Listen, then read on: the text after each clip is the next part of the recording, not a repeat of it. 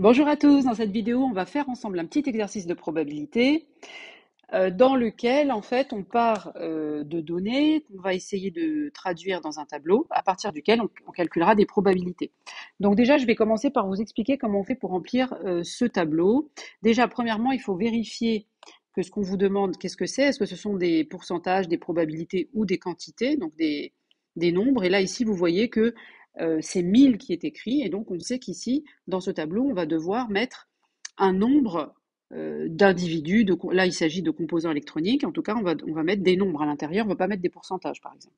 Alors, premièrement, on vous dit dans une usine, on a une usine dans laquelle il y a deux machines qui fabriquent chaque semaine 1000 composants. Donc le 1000 qui est ici, c'est le total de tous les composants fabriqués par les deux machines réunies. Parmi ces composants, certains d'entre eux sont défectueux, c'est pour ça qu'ici vous avez un tableau à double entrée.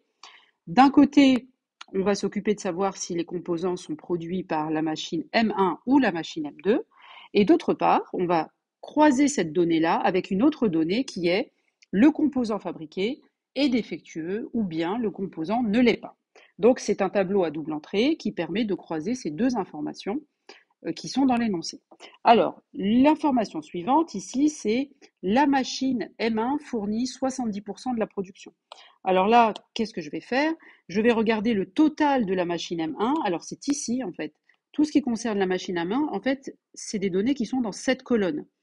Donc là, tout ce qui concerne M1, c'est dans cette colonne. Et l'information que la machine M1 fournit 70% de la production, il faut faire 70 sur 100 fois 1000. Et ça fait 700. Voilà, donc le 700, il est ici. Ensuite, l'information suivante, c'est 6% des composants produits par M1, donc on est bien dans la colonne des M1, sont défectueux. Donc il y en a 6% parmi ceux-là qui sont défectueux, donc c'est 6%, donc 6 sur 100 fois 700, puisque c'est ceux qui sont produits par M1, ça fait 42. Il y en a 42 qui sont défectueux. Enfin, la dernière information qui m'est donnée dans l'énoncé, je vais changer de couleur, donc je vais prendre par exemple du rouge. 3% des composants produits par M2. Alors tout ce qui concerne M2, c'est ici, hein, c'est cette colonne. Donc ici, on vous dit que 3% des composants produits par M2 sont défectueux. Donc déjà, il faut que je sache combien il y en a ici. Bon, on voit bien qu'il y en a 300, puisque là, il y en a 700, en tout, il y en a 1000, donc ça fait 300 par différence. Et il y a 3% de ceux-là qui sont défectueux. Donc c'est 3 dans la ligne défectueux, je vais faire 3% fois 300, et donc 3% de 300, ça fait 9. Donc il y en a 9 qui sont défectueux. Ensuite, je vais finir de remplir mon tableau par différence. Donc là, ici, je dois faire 300 moins 9, c'est-à-dire 291. Alors, je ne sais pas pourquoi j'hésite là, excusez-moi. 291, bien sûr, donc 291. Et ici, je dois faire 700 moins 42, donc ça fait 658. Voilà. Ensuite, une fois que vous avez ça, tout le reste s'obtient par somme et par différence. D'accord? Donc là, je vais faire sur la ligne non défectueuse, je dois faire 658 plus 291, et ça me fait 949. Sur la ligne d'au-dessus, je vais faire 42 plus 9, donc ça fait 51. Je vérifie bien que quand je fais 51 plus 949, ça fait bien les 1000 qui sont ici, donc vous vérifiez, donc tout cela est cohérent. D'accord? Voilà, donc là déjà j'ai rempli mon tableau.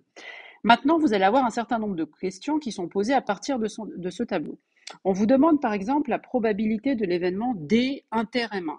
Alors déjà, le symbole qui est ici, c'est l'intersection. Là, ici, ça veut dire qu'on est en train de chercher les éléments du tableau, donc les composants, qui sont à la fois défectueux et produits par M1, puisque le signe intersection veut dire que on est en train de chercher des choses qui vérifient à la fois les deux conditions.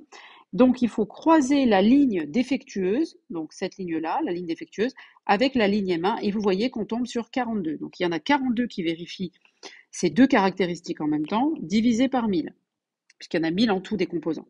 Maintenant, D union ME ne se trouve, union M1, le signe ici, là, vous voyez celui-là, c'est l'union, il se trouve jamais dans le tableau. Vous ne pouvez pas le trouver dans le tableau, il faut appliquer la formule. Donc vous faites probabilité de D plus probabilité de M1 moins la probabilité de l'intersection entre les deux. Ça, c'est une formule que vous avez dans votre cours. Donc là, je vais calculer la probabilité que la pièce soit défectueuse. Donc je cherche combien il y en a en tout des pièces défectueuses. Ici, il y en a 51 sur 1000. plus la probabilité que la pièce provienne de la machine M1. Comme il y a 700 pièces produites par M1, donc, et qu'on est dans une situation d'équiprobabilité, il faut faire le nombre d'individus qui correspondent à M1, c'est-à-dire 700, divisé par le total qui est 1000, moins la probabilité de l'intersection, on l'a déjà trouvé tout à l'heure. C'est ceux qui vérifient les deux en même temps. Donc voilà, donc là il faut faire tout ça.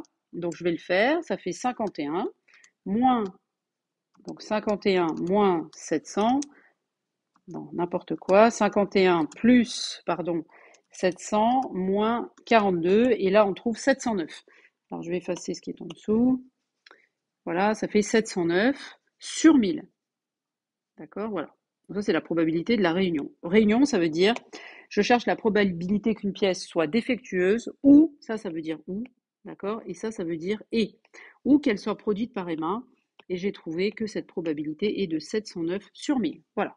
Dernière question classique qu'on vous pose, c'est, on cherche la probabilité que la pièce, donc probabilité que la pièce soit produite par M1, sachant qu'elle est défectueuse. Alors là, donc j'écris la question, soit produite par M1, sachant qu'elle est défectueuse. Donc on sait qu'elle est défectueuse et on veut savoir quelle est la probabilité qu'elle soit produite par la machine M1. C'est-à-dire que là, ici, on va regarder seulement parmi les pièces défectueuses. Donc combien y en a-t-il? Les pièces défectueuses, bon, il y en a ici 51. Combien il y en a qui sont produites par M1 dans ces pièces-là? Eh bien, il y en a 42.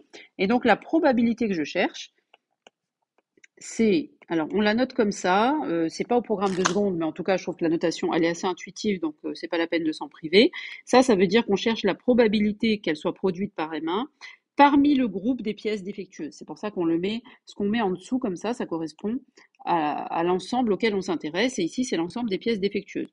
Donc au dénominateur, vous allez mettre le nombre d'éléments qui sont défectueux. Donc on regarde notre tableau, on a dit que ça faisait 51, hein, vous voyez, l'ensemble des pièces défectueuses, il faut faire le total de la ligne défectueuse, donc c'est 51. Et au numérateur, donc sur la ligne défectueuse, il faut chercher ceux qui sont produits par M1, c'est-à-dire 42, et donc on trouve 42 divisé par 51, 42 sur 51, et si vous arrondissez à 10 puissance moins 2, vous trouvez environ 0,82 si on arrondit à 10 moins 2 près. Voilà, bah écoutez, j'en ai fini avec cette vidéo, un peu riche. Je vous invite à mettre pause et reprendre tranquillement si ça vous a paru trop rapide.